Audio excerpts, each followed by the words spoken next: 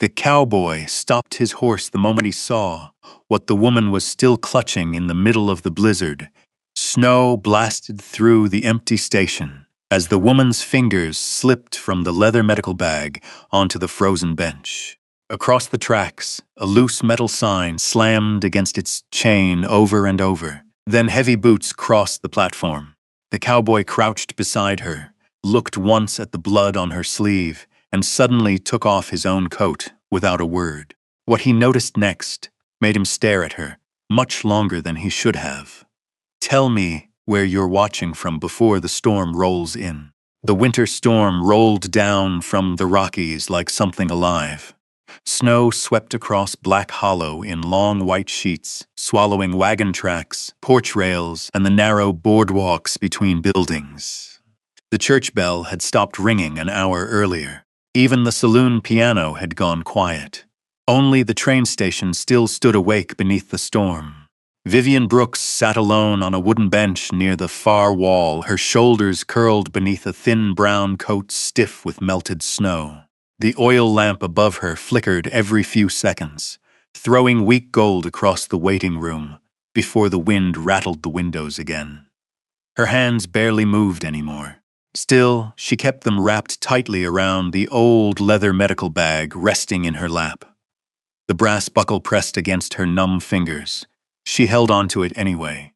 Outside, somewhere beyond the frozen tracks, a train whistle sounded once through the mountains, faint, far away, then nothing. The station master had left before dark. "Lines buried past Copper Ridge," he'd muttered while locking the ticket office. "No train till the weather breaks." After that, he never looked at her again. Vivian lowered her eyes toward the floorboards. Melted snow dripped steadily from the hem of her dress. Near her boot sat a folded paper stamped with the seal of St. Agnes Hospital in St. Louis. Dismissed. The word still sat sharp in her chest, not because she had done wrong, because she had refused to stay quiet. She could still feel Dr. Roland Mercer's fingers digging into her wrist inside the medicine room 3 weeks earlier. Smell the whiskey on his breath. Hear the crash of glass when she shoved him backward into the cabinet. The next morning they called her immoral. By evening her locker had been emptied into a cardboard box. A hard gust struck the station windows. Vivian flinched slightly and pulled the coat tighter round herself. Her lips had gone pale from the cold. Across the street, light spilled through the windows of McGrady's saloon and hotel.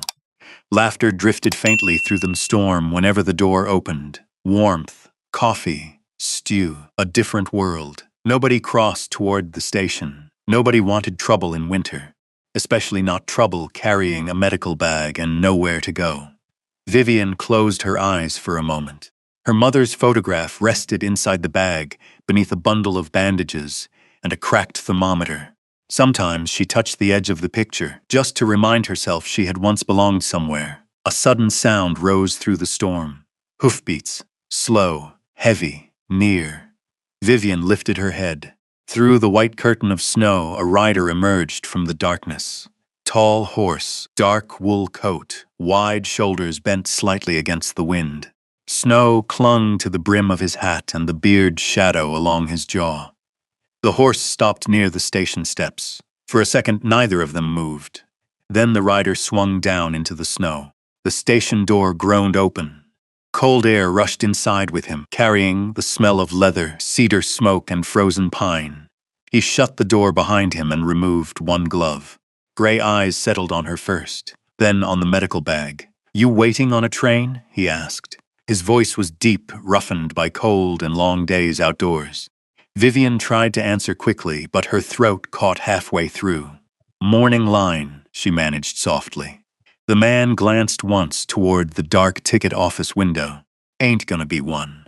Silence settled again. Up close, he looked older than she first thought. Maybe late 30s. A faint scar crossed the edge of his chin. Snow melted slowly across the shoulders of his black coat. He studied her trembling hands another moment. Then his jaw tightened slightly. "You've been sitting here long?" Vivian looked away instead of answering. That seemed answer enough. The man reached up, removed his heavy coat, and stepped toward her. She stiffened immediately. He noticed, so he stopped just short of touching her. "Easy," he said quietly. "Just trying to keep you alive." He draped the coat carefully around her shoulders. The warmth trapped inside the thick wool nearly hurt against her frozen skin. Vivian swallowed hard. "No money," she whispered automatically. "I can't pay for a room." The man pulled his gloves back on. "Nobody freezes alone in my town." Outside, the storm hammered the roof hard enough to shake the rafters. He bent down, lifted her medical bag before she could protest, then offered his hand. Vivian stared at it. Strong hand, scarred knuckles, steady, not rushed, not demanding, just there. Finally, slowly, she placed her numb fingers into his palm. His grip tightened carefully around hers as he helped her stand. The room tilted for half a second beneath her feet. The stranger caught her elbow before she fell. "What's your name?" she asked, faintly, as they moved toward the door. He opened it against the wind. "Wyatt Bennett." Even through the storm, the name landed heavy. Everyone in Colorado territory knew the Bennett ranches. Cattle, timber, railroad contracts, money older than half the town. Across the street, the saloon door swung open, just as Wyatt guided her through the snow. Conversation inside stopped almost instantly. Men looked up from whiskey glasses. Cards lowered slowly onto tables. Nobody said a word as Wyatt Bennett walked through the front door carrying a black nurse's weathered medical bag beside him. The innkeeper blinked once. Wyatt spoke before the man could ask questions. "Need coffee, hot water, and the upstairs room near the stove." The innkeeper nodded quickly. "Yes, sir." Vivian felt dozens of eyes following her while Wyatt guided her toward the fire. The heat struck her face first. Then the smell of beef stew and burning oak. Her knees nearly gave out beside the hearth. Wyatt caught the back of the chair and steadied it before she sat. For the first time in days, warmth reached her hands. She stared into the fire silently. Across from her, Wyatt removed his hat and brushed melting snow from the brim. The flames lit the sharp edges of his face in golden shadow. He looked like a man used to carrying things alone. After a while, he nodded once toward the medical bag beside her chair. "You a doctor?" "No." The fire cracked softly. "I was a nurse." Wyatt glanced at her again. Not pity, not curiosity, just quiet attention. Then he said, "Was?" Vivian's fingers tightened slightly around the edge of the blanket resting over her lap. Outside, wind screamed down the empty street. Inside, the fire kept burning. And for the first time since leaving St. Louis, Vivian Brooks felt something more dangerous than fear. She felt warm. The storm raged through most of the night. Wind shoved against the hotel windows hard enough to rattle the glass, but the fire beside Vivian's chair never died. Sometime after midnight, the innkeeper's wife brought up thick beef stew and a chipped blue mug filled with coffee so dark it looked black in the firelight. Vivian ate slowly, like someone afraid the meal might disappear if she moved too fast. Across the room, Wyatt Bennett sat near the window with one boot hooked beneath his chair, quietly reading through cattle receipts by lamplight. Snow melted from the edge of his coat onto the floorboards beside him. He barely spoke. Now and then he looked toward the street, or toward her, never long enough to make her uneasy. Near dawn, Vivian woke beneath 2 wool blankets in the small upstairs room. For a moment she forgot where she was. Then the scent of pine smoke drifted through the cracks in the floorboards, and memory returned all at once. St. Louis, the train, the storm, Wyatt Bennett. She sat up too quickly and pressed a hand against her temple. On the washstand beside the bed sat a clean towel, a small bar of soap, and a folded paper receipt from the hotel restaurant downstairs. Paid in full, no signature. She stared at it quietly. Outside, morning light spread pale blue across Black Hollow. Snow sat waist-deep against the buildings, and men were already shoveling paths along Main Street. When Vivian stepped downstairs wearing the same wrinkled brown dress from the station, conversation in the dining room lowered just enough for her to notice. A spoon paused halfway to someone's mouth. A chair creaked. Then silence again. Wyatt sat alone near the stove with a tin coffee cup beside his elbow. He looked up once when she approached. You sleep any? A little. He nodded toward the empty chair across from him. Eat first. A plate of eggs, biscuits, and fried salt pork already waited there. Vivian hesitated. I can't keep accepting. You can, he said simply. The waitress arrived with fresh coffee before Vivian could answer. Steam curled upward between them. For several minutes, neither spoke. Outside, wagon wheels crunched through packed snow. Finally, Wyatt folded the paper in front of him and slid it aside. Road east won't open for days, he said. Maybe longer. Vivian lowered her eyes toward the table. She already knew. You got somewhere to go after that? The question sat gently between them. No pressure, no pity. Vivian rubbed her thumb along the cracked handle of the coffee cup. I had a letter from a mining camp near Utah, she admitted. Said they needed a nurse. She gave a faint breath that almost became a laugh. That was before winter buried half the territory. Wyatt studied her quietly. You any good? The question surprised her enough that she looked up immediately. What? At nursing. No mockery in his face, just plain curiosity. Vivian straightened slightly in her chair. Yes. Wyatt nodded once, like that settled something. Frost Ridge could use somebody good. She frowned faintly. Frost Ridge? My ranch. He took another sip of coffee before continuing. 60 miles north. Men get hurt regular enough. Broken fingers, wire cuts, horse kicks. His eyes moved briefly toward the window. And the town doctor drinks more than he heals. Vivian looked down at her hands. The skin across her knuckles had split from cold during the journey west. You don't know anything about me. I know you carried that medical bag through a blizzard instead of leaving it behind. Wyatt leaned back slightly in his chair. Tells me enough to start. Silence returned, not uncomfortable this time, the kind that settles slow between two tired people. By noon, the storm finally weakened. Wyatt's horse waited outside the hotel beside a second mount, fitted with fresh blankets and a side satchel tied neatly behind the saddle. Someone had brushed the snow from both animals until their coats shined dark beneath the winter sun. Vivian stopped beside the steps. You planned this already? Wyatt tightened a strap beneath the second horse's saddle. I figured you'd need a choice before you needed another train. The words stayed with her while he handed over a pair of lined leather gloves. New, soft inside, too expensive for a stranger. Vivian stared at them a moment before slipping them on carefully. They fit perfectly. The ride north took most of the afternoon. Black Hollow disappeared behind them beneath drifting snow and chimney smoke, while the mountains opened wider ahead. Pine forests climbed the hillsides in dark waves. Frozen streams cut silver through the valleys. Wyatt rode slightly ahead most of the way, never crowding her horse. Every so often, he glanced back to make sure she was still there. Near sunset, they reached the ridge. Below them sat Frost Ridge Ranch, long cedar barns, wide corrals, smoke curling from 3 chimneys, dozens of horses moving across white pastureland. The ranch spread beneath the mountains like its own small town. Vivian slowed her horse slightly. It's bigger than I expected. Wyatt rested one hand on the saddle horn. Built it 15 years ago with 2 hired men and a broken fence line. A faint shadow crossed his face. Most things worth keeping start rough. As they rode through the main gate, several ranch hands looked up from unloading hay bales. One older cowboy tipped his hat toward Wyatt. Then his eyes shifted toward Vivian. The pause lasted half a second too long.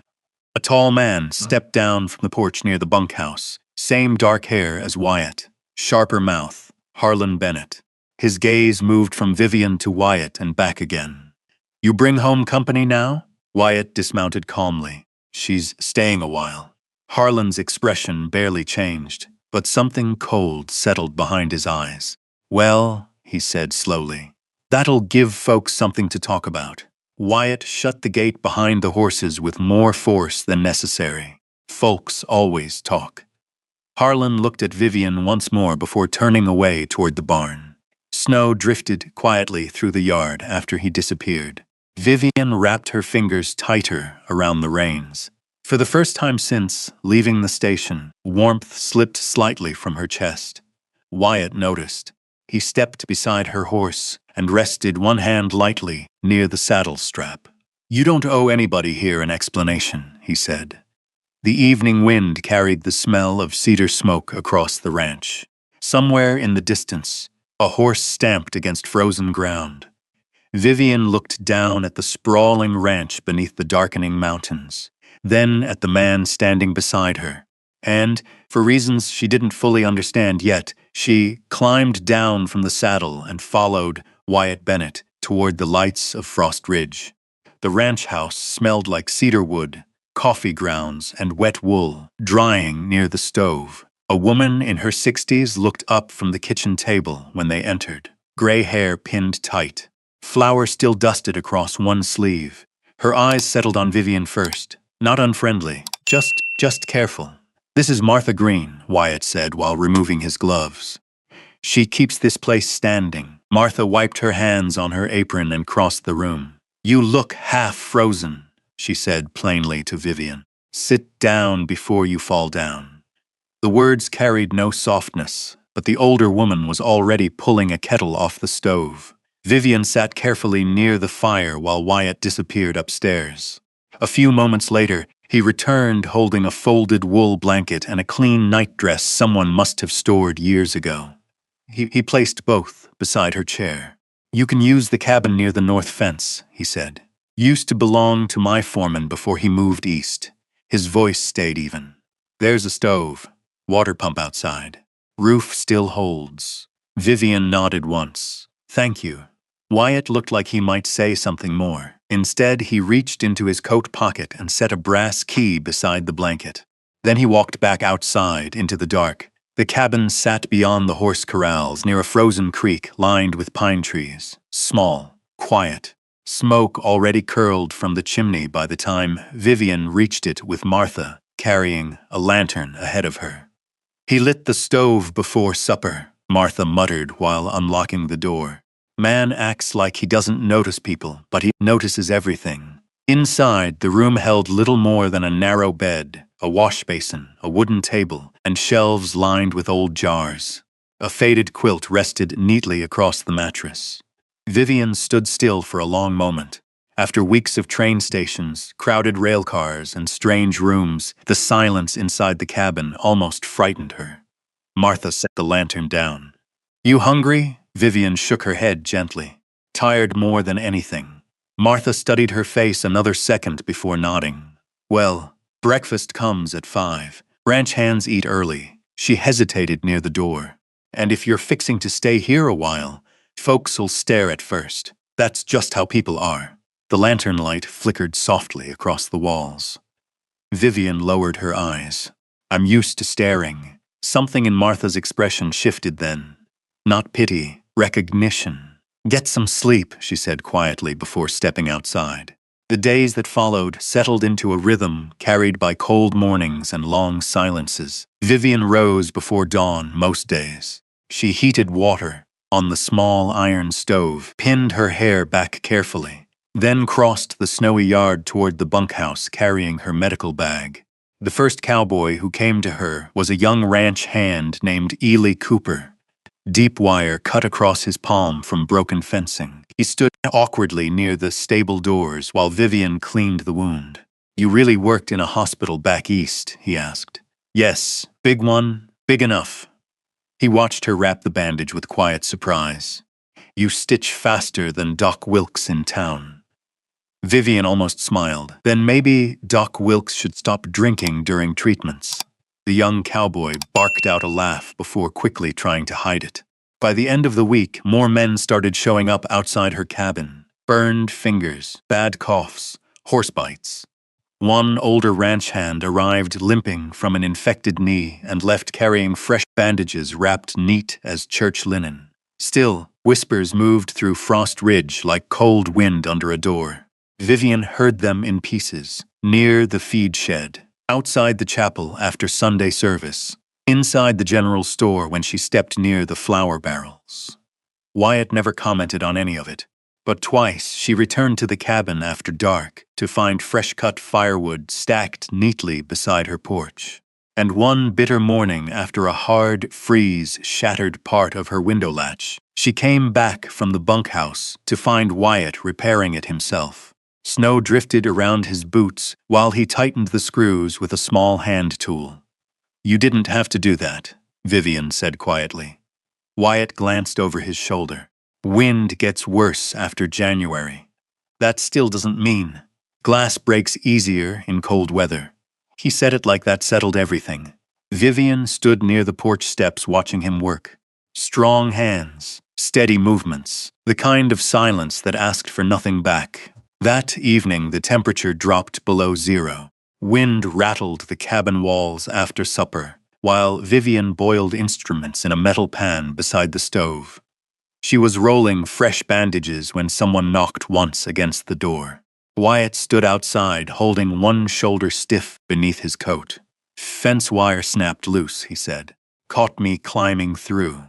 Inside, under the lamp glow, Vivian carefully cleaned the cut, stretching across his shoulder. The wound wasn't deep, but the skin around it had swollen from cold. Wyatt sat silent in the chair while she threaded the needle. "You always this stubborn?" she asked softly. "Mostly." The corner of her mouth moved slightly. Vivian leaned closer to stitch the wound. As she pulled the torn fabric of his shirt aside, her fingers brushed against an older scar crossing the center of his chest. Long, pale, not from ranch work. Wyatt's hand closed suddenly around her wrist. Not hard, just instinct. Both of them froze. The storm outside groaned against the cabin roof. For several seconds, neither moved. Vivian slowly lifted her eyes toward his. Wyatt looked down at her hand resting near the scar, then loosened his grip at once. "Sorry," he said quietly. The word sounded unfamiliar coming from him. Vivian said nothing. But she noticed the way he turned slightly away afterward, like a man protecting something already broken. Later, after he left, Vivian stood beside the frosted window, watching his figure disappear across the snowy yard toward the darkened barn near the far fence line. The same barn nobody ever seemed to enter. And for the first time since arriving at Frost Ridge, she found herself wondering not whether Wyatt Bennett could be trusted, but what had happened to make a man like him live with so much silence. January settled hard across the mountains. Snow buried the north fence posts nearly halfway to the rails, and the creek behind Vivian's cabin froze thick enough for coyotes to cross at night. Most mornings began before sunrise with lantern light moving through the ranch yard and the sound of boots grinding over packed ice. Vivian had started leaving her cabin door unlocked during the day, not because she trusted everyone, because injured men kept arriving before breakfast. One came with a cracked wrist after falling from a horse near Red Hollow Pass. Another with frostbite along 2 fingers after getting stranded overnight checking cattle lines. By the second week of January, even the ranch hands who once watched her from a distance now knocked before entering. "Morning, Miss Vivian. Got a cough, won't quit. Think this cut's gone bad." She treated them all the same. Quiet voice, steady hands, clean bandages folded sharp at the corners. Word traveled farther than Frost Ridge. Sometimes wagons appeared from neighboring ranches, carrying children with fevers, or old miners with swollen joints wrapped in blankets. Martha started keeping extra coffee warm on the stove, because people always stayed longer than expected. Still, Harlan Bennett never stopped watching her. One afternoon, Vivian stepped into the main barn, carrying fresh salve for a ranch hand's shoulder burn, and found Harlan standing beside Wyatt near the feed room. "You're turning this place into a charity ward," Harlan muttered. Wyatt kept checking inventory numbers inside a ledger book. "She's helping. She's temporary." That word hung in the cold air. Temporary. Vivian pretended not to hear it while handing over the medicine tin. But Wyatt's jaw tightened slightly. That night, a storm rolled down from the mountains faster than expected. The wind began around supper. By dark, snow hammered the ranch building sideways. Lanterns swayed on their hooks. Horses screamed nervously from the corrals. Vivian was boiling water inside her cabin when the first shout cut through the storm outside. Then, another. A horse crashed violently against wood fencing somewhere near the lower stables. Vivian opened the door just as Wyatt sprinted across the yard through waist-high snow. "Stay inside," he shouted. Another scream followed, smaller this time, a child. Vivian grabbed her coat immediately. The lower horse pen had collapsed beneath drifting snow and panicked animals. Men fought the wind, trying to pull frightened horses back from the broken rails, while lantern light jumped wildly across the white darkness. Near the fence line, a boy lay motionless beside the trampled snow. Noah Walker, the stable master's son, maybe 10 years old, blood soaked through one side of his coat. His father knelt beside him, shaking so badly he could barely speak. "He got caught in the wire," the man gasped. Horse dragged him half the yard. Vivian dropped beside the boy instantly. Cold hands moved with sudden purpose. She cut through fabric near the wound. Blood pulsed dark against the snow. Too much, too fast. Wyatt crouched beside her while wind whipped snow across both their faces. "Tell me what you need." Vivian pressed hard against the torn flesh with folded cloth. "Heat, clean water, every lantern you can find." Her voice stayed frighteningly calm. "And nobody moves him unless I say." The stable doors slammed open against the storm moments later. Men carried Noah inside while horses kicked nervously in nearby stalls. The smell of hay, blood, sweat, and smoke filled the air almost instantly. Vivian transformed the place without wasting a breath. Boiling water over iron burners, knives heating above flame, clean sheets spread across a feed table. Wyatt stood beside her the entire time, handing over whatever she asked for before the words fully left her mouth. Noah drifted in and out beneath the lantern glow. His small fingers clutched weakly at Vivian's sleeve once. "Am I dying?" Vivian brushed damp hair back from his forehead. "Not tonight." Outside, the storm battered Frost Ridge for hours. Inside the stable, time narrowed into breath, blood, and shaking lantern light. Vivian worked with rolled sleeves and steady hands while snow hissed against the roof overhead. Sweat gathered near her temples despite the cold. Once her fingers trembled briefly from exhaustion. Wyatt noticed. Without speaking, he slid a fresh towel into her hand. That small gesture steadied her, more than rest could have. Near dawn, the bleeding finally slowed. Noah's breathing eased. The stable fell silent, except for the storm fading beyond the walls. Vivian stepped back slowly from the table. For a second, she simply stood there, staring at her hands, stained dark, beneath the lantern glow. Then Noah's father began crying quietly beside his son. One by one, the ranch hands removed their hats. Nobody spoke. They only looked at her differently now, like something had changed during the night. Wyatt crossed the stable floor slowly. "You saved him," he said. Vivian looked exhausted enough to fall where she stood. "I almost lost him twice, but you didn't." The words settled deep between them, warm, certain. Outside, dawn crept pale across the frozen ranch. Snow drifted softly from the stable roof while men began rebuilding the broken fence line.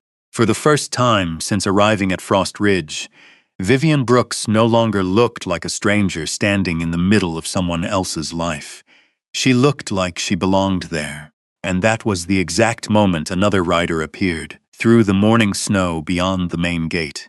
Tall horse, black coat, Eastern saddlebags strapped behind the seat.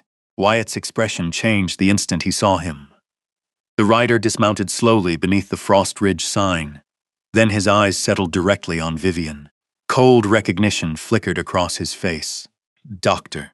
Malcolm Pierce smiled faintly beneath the falling snow. "Well," he said softly, "I was beginning to wonder where you disappeared to." The stable yard went still. Snow drifted between the men in slow white streaks, while the morning wind carried the smell of horses and wet leather across Frost Ridge. Noah's father tightened his arm protectively around the boy standing beside him. Vivian felt every bit of warmth leave her body. Malcolm Pierce removed his gloves, one finger at a time. Same polished boots, same silver watch chain hanging across his vest. He looked more like a banker than a doctor. Only his eyes remained unchanged, cold, certain. Wyatt stepped forward slightly. "You know him?" he asked, without taking his eyes off Malcolm. Vivian swallowed once before answering. "Yes." Malcolm brushed snow from his sleeve. "Miss Brooks worked under my supervision in St. Louis." His mouth curved faintly. "Until certain concerns forced the hospital board to remove her." Nobody spoke. The ranch hands shifted uneasily near the stable doors. Harlan folded his arms across his chest. "What kind of concerns?" Vivian's fingers tightened around the blood-stained towel, still hanging at her side.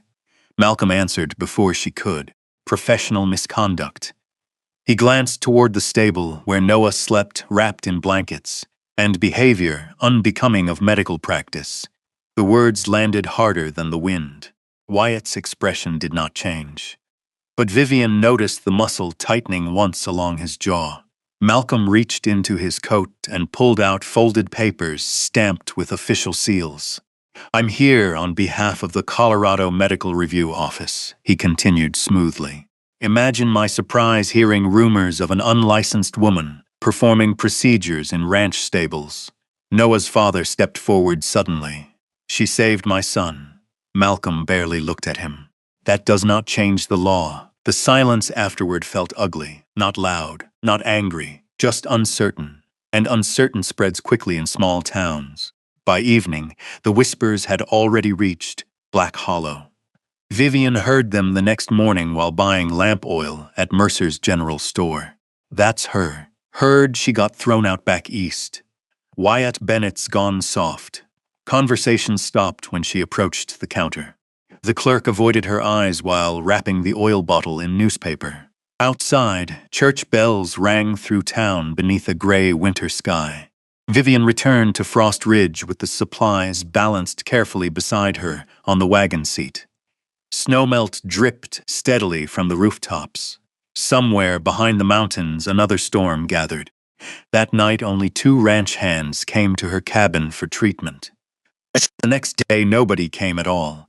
Martha brought supper after dark and found Vivian cleaning instruments that no longer needed cleaning. "You should eat," the older woman muttered.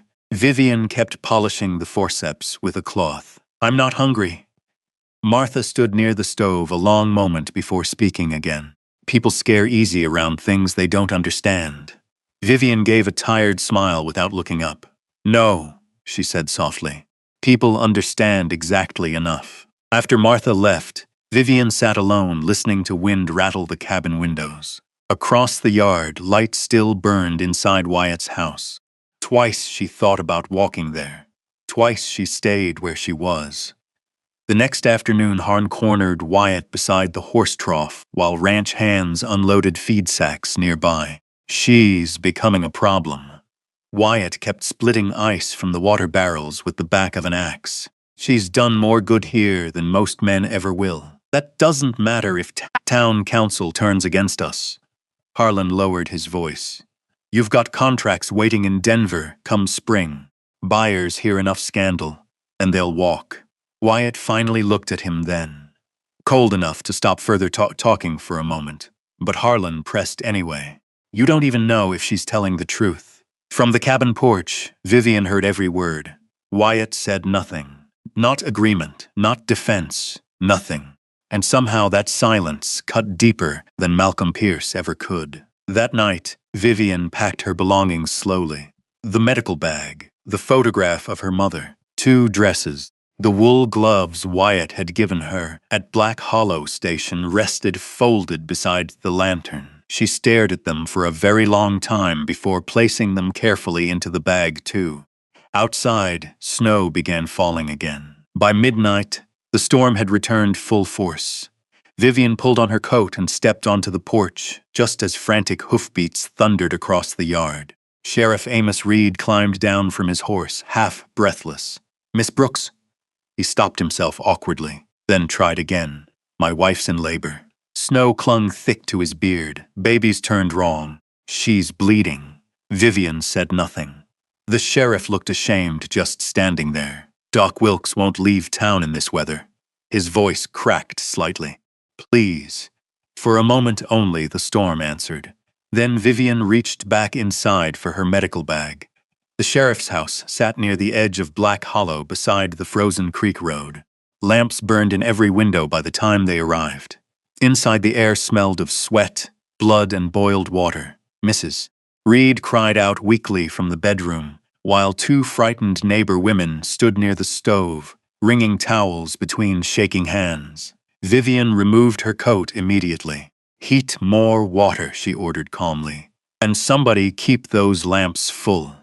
The next hours blurred together beneath thunderous wind and flickering light. Outside, the storm buried the town deeper beneath snow. Inside, Vivian worked steadily, while Sheriff Reed paced the hallway hard enough to wear grooves into the floorboards. Near dawn, a baby finally cried. Thin at first, then strong. Mrs. Reed collapsed back against the pillow, sobbing with relief, while Vivian wrapped the infant girl carefully in blankets. The sheriff stood frozen in the doorway, staring at his wife and daughter, like a man seeing daylight after months underground. "You saved them," he whispered. Vivian lowered tired eyes toward the child in her arms. For the first time in weeks, somebody in Black Hollow looked at her without suspicion. Only gratitude. Outside, dawn light touched the snow-covered town, and somewhere beyond the storm, Frost Ridge waited in silence. Maybe that's the part that stays with you long after the story ends. Not the snow, not the courtroom, not even the ranch itself. Maybe it's the thought of what happens when one person decides not to look away. Because most people in Black Hollow saw a tired woman sitting alone at a train station and kept walking. Wyatt Bennett stopped, and that single choice carried warmth into a life that had nearly gone cold for good.